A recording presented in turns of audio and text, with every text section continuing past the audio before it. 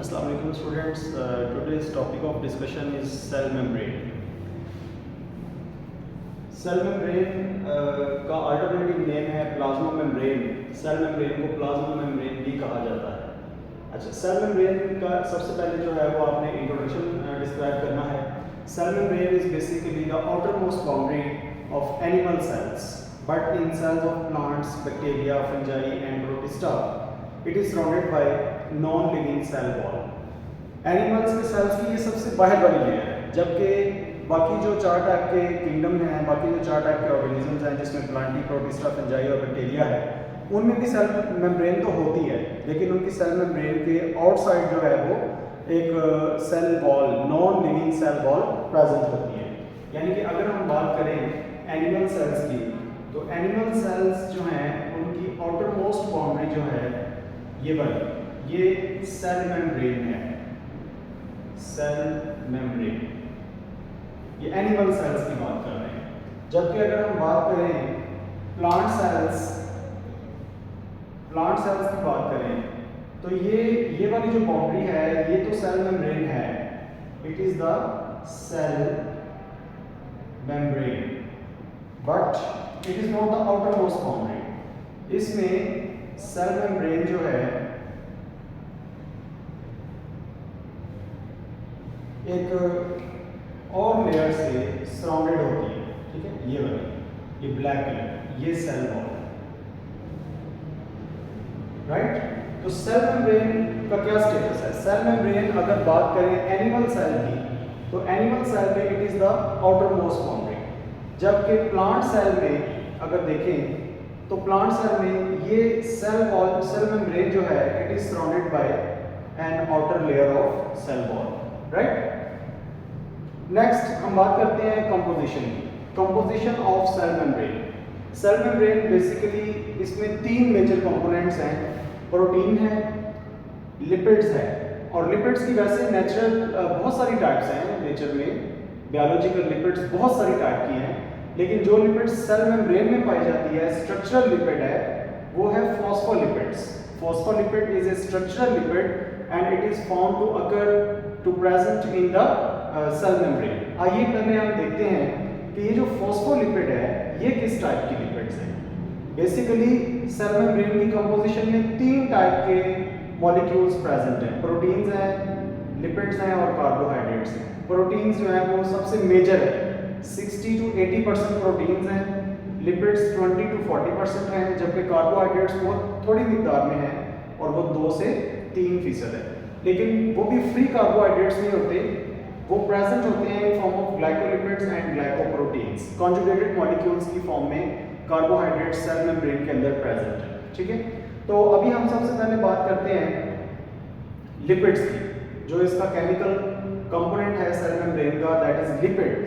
Lipid जो है वो फॉस्फोलिपिड की फॉर्म में प्रेजेंट है सेल मेम्ब्रेन में। तो स्टूडेंट्स देखिए, फॉस्फोलिपिड्स जो है वो किस तरह की लिपिड्स हैं। फॉस्फोलिपिड के बेसिकली फॉस्फोलिपिड का जो मॉलिक्यूल है इसके 2 पार्ट्स होते हैं, एक इसका पोलर हेड है और नॉन पोलर टेल है। ये बेटा फॉस्फोलिपिड है। फॉस्फोलिपिड का it is the polar head and it is non polar tail. Polar head जो है इसका हाइड्रोफिलिक है, हाइड्रोफिलिक यानी कि वाटर लविंग है, जबकि नॉन पोलर टेल जो है हाइड्रोफोबिक है। तो फॉस्फोलिपिड्स के 2 कंपोनेंट्स हैं, एक इसका टेल है और एक इसका हेड है। हेड पोलर है और टेल जो है वो नॉन पोलर है। An additional chemical molecule that is present in the cell membrane of eukaryotic cells is the sterol. Sterol is present only in eukaryotic cell membranes. Prokaryotic cell membranes के अंदर students sterol present नहीं होता, absent होता है। तो chemically cell membrane is made up of proteins, lipids and which lipids? Phospholipids. और phospholipids क्या हैं? जिसके एक हेड है और एक टेल है, right. Third component is carbohydrate, protein 60 to 80%, lipids 20 to 40% and carbohydrates 2 to 3%। जबकि स्टीरोल मॉलिक्यूल्स जो हैं, sterol is a type of steroid molecules, और ये सिर्फ और सिर्फ यूकैरियोटिक सेल मेम्ब्रेन में पाया जाता है। प्रोकैरियोट्स की सेल मेम्ब्रेन में स्टीरोल जो है वो एब्सेंट होता है। उसके बाद स्टूडेंट्स नेक्स्ट है structure of plasma membrane explain करने के लिए बहुत सारे मॉडल एक्सप्लेन किए गए हैं, लेकिन जो सबसे एक्सेप्टेबल मॉडल है वो है फ्लूइड मोज़ेक मॉडल। यहाँ पर दो मॉडल हम डिस्कस करेंगे, unit membrane model and second is fluid mosaic model. According to unit membrane model, cell membrane consist of lipid bilayer, plasma membrane consist of lipid bilayer. Lipid की दो layers हैं, ये देखिए, it is the lipid bilayer surrounded by outer and inner layers of protein. ये black colour से जो बनी हुई है ये आउटर मेम्ब्रेन है प्रोटीन की, ये वाली मेम्ब्रेन प्रोटीन की इनर मेम्ब्रेन है, और इनके दरमियान में ये वाली मेम्ब्रेन जो है ये लिपिड बाइलेयर है। अब आप देखिए कि ये लिपिड बाइलेयर में हर मॉलिक्यूल फॉस्फोलिपिड है, इस तरह से है। एक इस तरह की मेम्ब्रेन बनती है और एक लिपिड बाइलेयर नीचे मेम्ब्रेन बनती है, और उसके ऊपर और नीचे इस तरह से ये protein layers, continuous protein layers मौजूद हैं। And lipid bilayer is sandwiched, यहाँ पर लफ्ज़ स्टूडेंट्स आपने यूज करना है सैंडविच्ड यूनिट मेम्ब्रेन मॉडल में।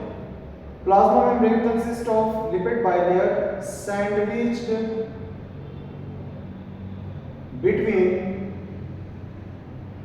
outer and inner layers of proteins, right? अच्छा, उसके बाद है second model, that is fluid mosaic model. According to this model, this protein layer is not continuous, right? Plasma membrane consist of lipid bilayer and protein molecules are embedded between the lipid molecules.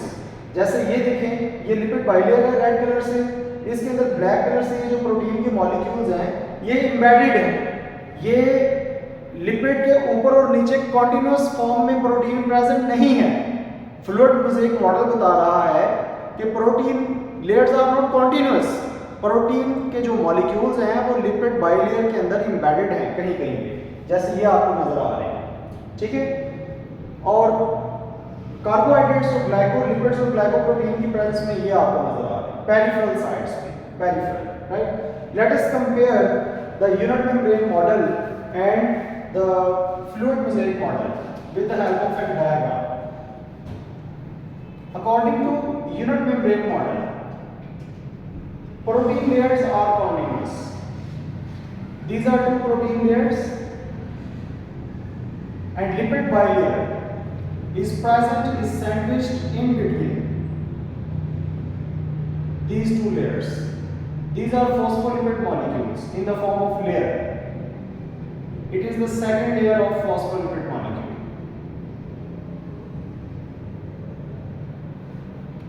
These are protein layers, and it is lipid bilayer.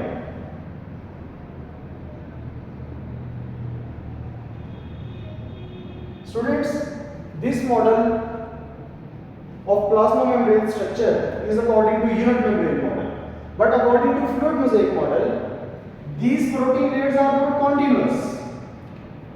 Instead, lipid bilayer is a stable structure. It is the first layer of lipids and it is the second layer of lipid, phospholipids, and protein molecules are embedded in between the lipid bilayer, and some sterol molecules are also present in eukaryotic plasma membrane, right? It is the lipid bilayer.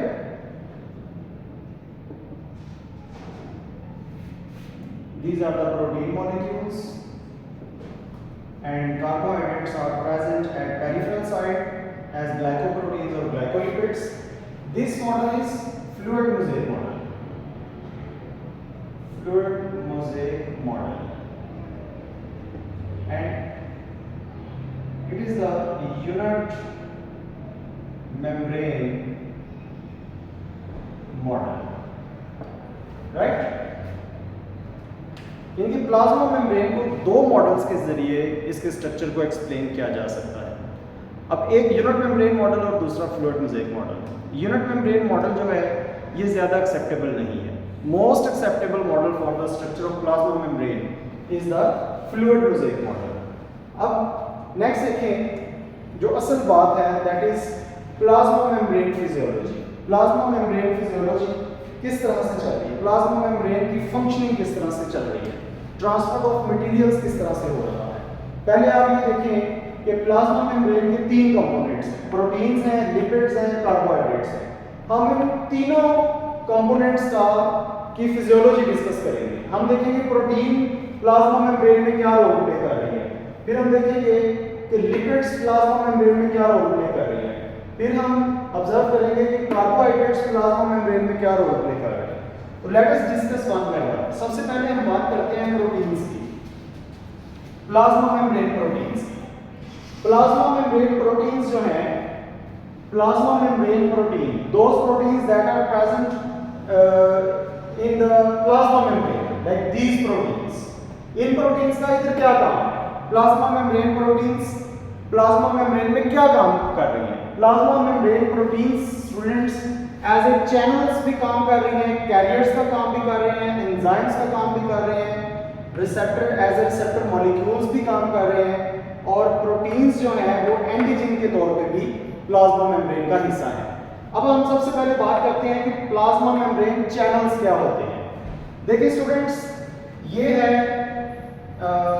That is considered it is an animal cell. It is the first lipid layer and it is the second lipid layer. ये lipid bilayer है, यानी कि ये प्लाज्मा मेम्ब्रेन है। ये कोई डबल मेम्ब्रेन जो आपको नजर आ रही है, असल में ये मेम्ब्रेन एक ही है, but it is lipid bilayer. It is the inner lipid layer and it is the outer lipid layer. Right? ये प्लाज्मा मेम्ब्रेन है। ओके, अब देखिए कि चैनल्स क्या होते हैं।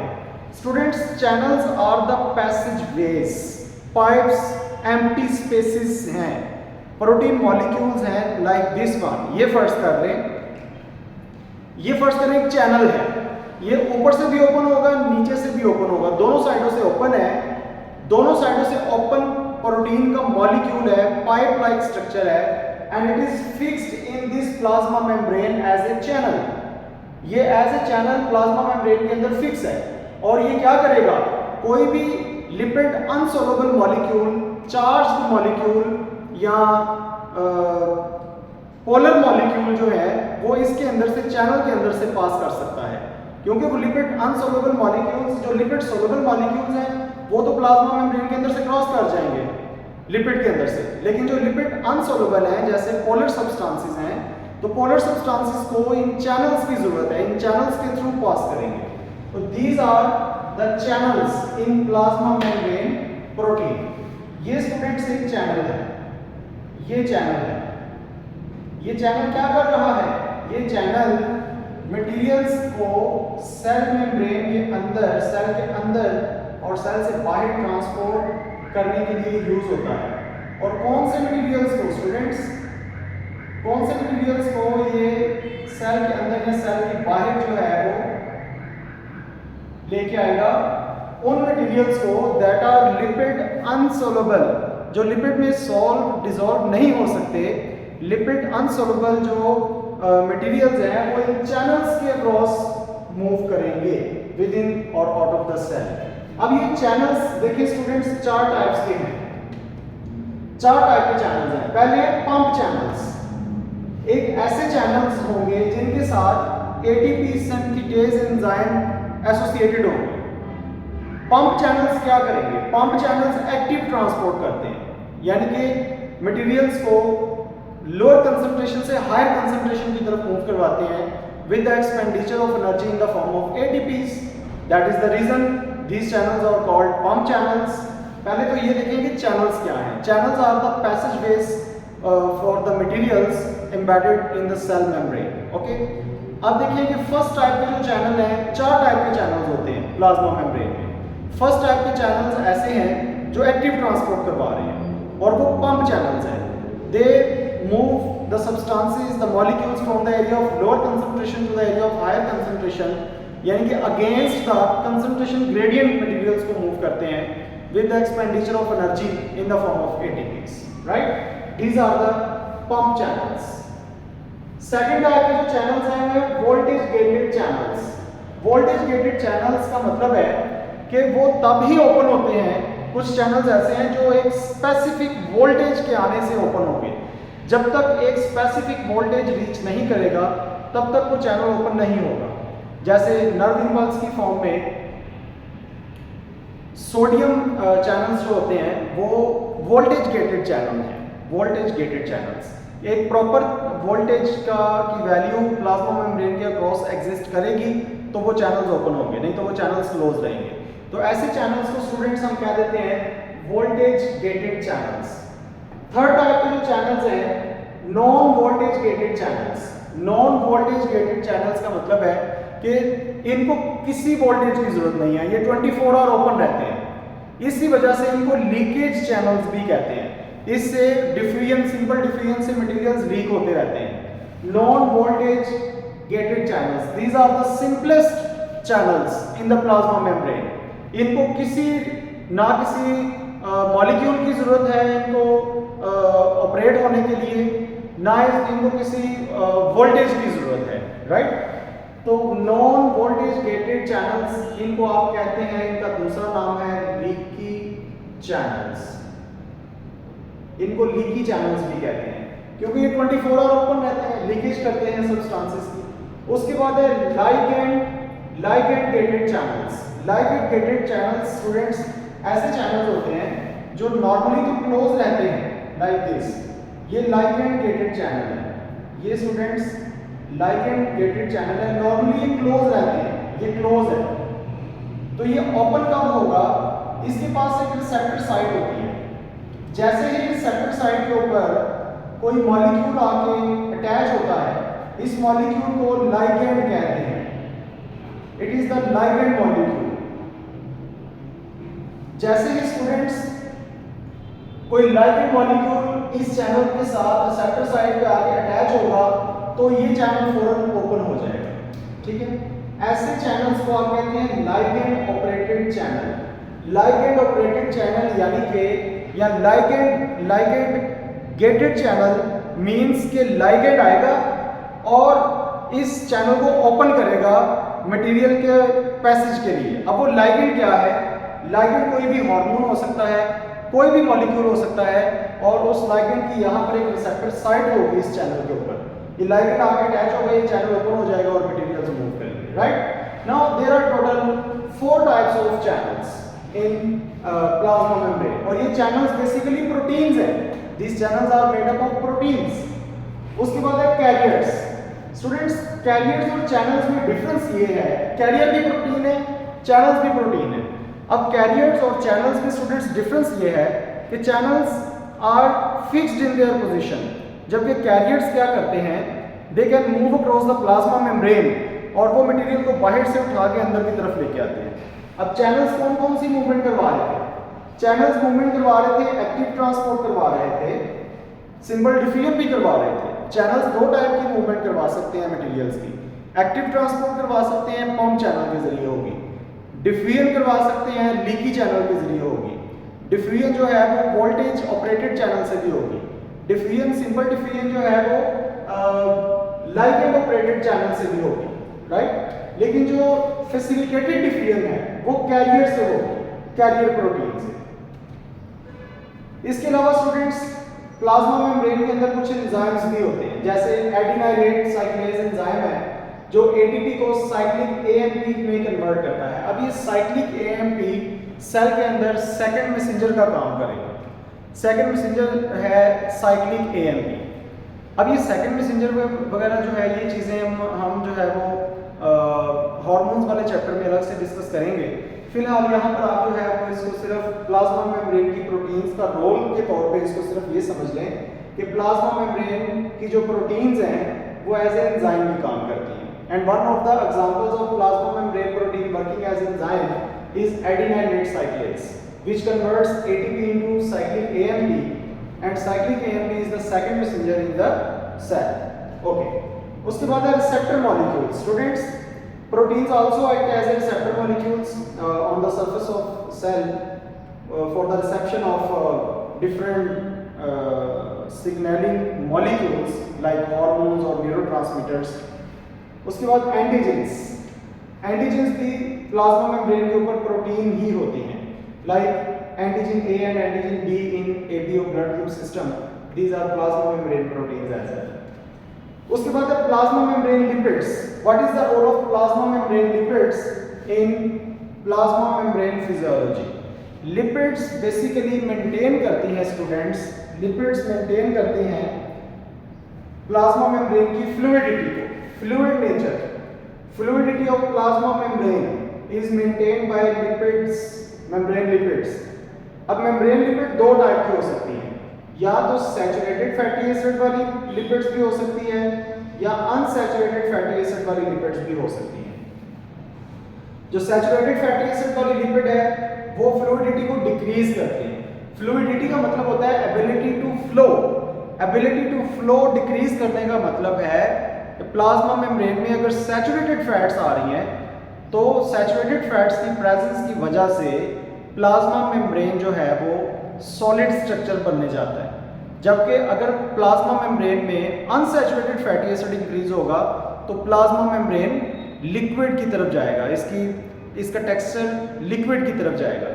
तो plasma membrane semi liquid semi solid substance है, इनफैक्ट लेयर है, लेकिन ये डिपेंड करता है, इसका टेक्सचर डिपेंड करता है relative concentration of saturated and unsaturated fatty acids.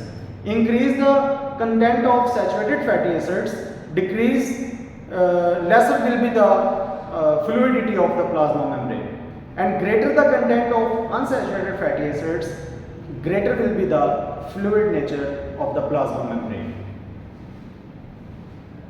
उसके बाद students glycolipids and glycoproteins. Basically, carbohydrates are present in the form of glycolipids or glycoproteins in the plasma membrane. Free carbohydrates are not available. तो ये दोनों जो glycoproteins and glycolipids जो हैं ये दोनों काम करती हैं सेल सरफेस मार्कर का as a cell surface marker. उसके बाद है students functions of plasma membrane. तो फंक्शंस में देखें, plasma membrane is basically semi permeable membrane. Semi permeable membrane कहने का मतलब है कि it allows only some of the molecules to pass through the plasma membrane. Like अब देखिए, सेमी परमिएबल मेम्ब्रेन का मतलब है जो लिपिड सोलुबल सब्सटेंसेस हैं, lipid soluble substances can cross plasma membrane easily without any barrier, right? अब जो charged molecules हैं,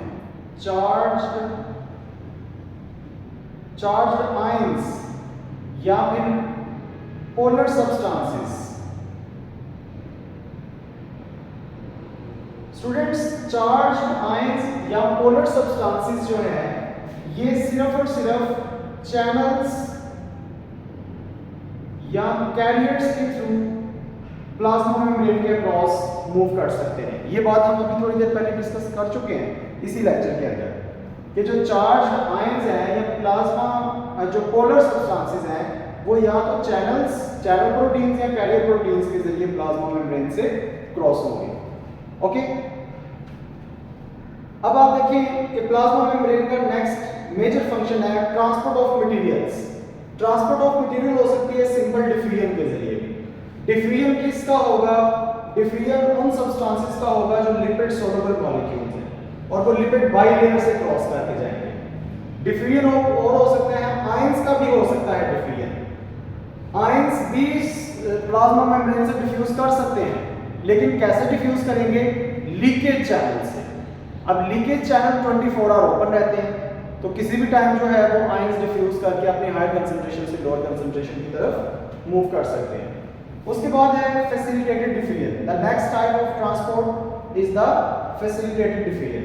फैसिलिटेटेड डिफ्यूजन कैरियर प्रोटीन्स के थ्रू होती है। उसके बाद है एक्टिव ट्रांसपोर्ट। एक्टिव ट्रांसपोर्ट जो है वो पंप चैनल्स के थ्रू होगी, राइट। उसके बाद है एंडोसाइटोसिस। एंडोसाइटोसिस में सेल जो है वो किसी सॉलिड या लिक्विड मटेरियल को इनगल्फ करता है, ठीक है, एंडोसाइटोसिस में। अब आप ये देखेंगे एंडोसाइटोसिस होती कैसे है। लेट अस कंसीडर ये सेल है and it is the food particle which is to be phagocytosed, जिसको फैगोसाइटोसिस करना है।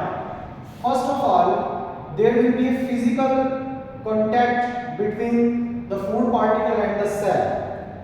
At the point of physical contact there will be an invagination. एक invagination बनेगी स्टूडेंट्स इस टाइप की, और ये इन्वेजिनेशन जो है वो आहिस्ता आहिस्ता कंप्लीट इस फूड पार्टिकल को सराउंड करेगा। अब ये जो है फूड पार्टिकल सेल के अंदर आ चुका है और फाइनली ये एज ए फूड वैक्यूल जो कि सेल से बाहर था, ये एज ए फूड वैक्यूल अब सेल के अंदर है। It is the process of phagocytosis. ये फैगोसाइटोसिस है स्टूडेंट्स। अब देखिए कि फैगोसाइटोसिस में ये जो मेम्ब्रेन है, वैक्यूल की जो मेम्ब्रेन है, basically it was the plasma membrane, और जैसे ही फैगोसाइटोसिस का प्रोसेस होगा प्लाज्मा मेम्ब्रेन सरफेस में रिडक्शन होगी, प्लाज्मा मेम्ब्रेन सरफेस रिड्यूस होगी, क्योंकि a part of plasma membrane is being used up for the process of phagocytosis. अब फैगोसाइटोसिस जो है वो दो टाइप का है। एक है एंडोसाइटोसिस दो टाइप का है, एक phagocytosis and pinocytosis. Phagocytosis is the engulfing of the solid material within the into the cell, जबकि पिनोसाइटोसिस जो है, पिनोसाइटोसिस में स्टूडेंट्स लिक्विड मटेरियल जो है वो सेल के अंदर इनगल्फ किया जाता है। ओके, एक्सोसाइटोसिस, एंडोसाइटोसिस में आपने देखा कि मटेरियल सेल के इनसाइड जा रहा है, जबकि exocytosis is inverse of endocytosis. इसमें मटेरियल सेल से आउटसाइड जो है वो मूव करवाया जाता है। तो it is all about the plasma membrane at your level, at FSC and MDCAT level. तो सेल मेम्ब्रेन में आपने कौन कौन से पॉइंट्स पढ़े देखें। आपने इंट्रोडक्शन डिस्कस किया, आपने कंपोजिशन डिस्कस की, आपने स्ट्रक्चर डिस्कस किया, आपने जो है वो यूनिट में इसमें स्ट्रक्चर के बाद आपने plasma membrane physiology major headings, फिर आपने एंड पे जो है वो फंक्शंस डिस्कस किए। और इसमें सबसे जो इम्पोर्टेंट चीज़ है वो ये वाली है, that is plasma membrane physiology. और यहाँ पर आपने एक पॉइंट और ऐड करना है कि among all the models fluid mosaic model is most acceptable. Fluid mosaic model is most acceptable model for the structure of plasma membrane. Fluid mosaic model is most acceptable.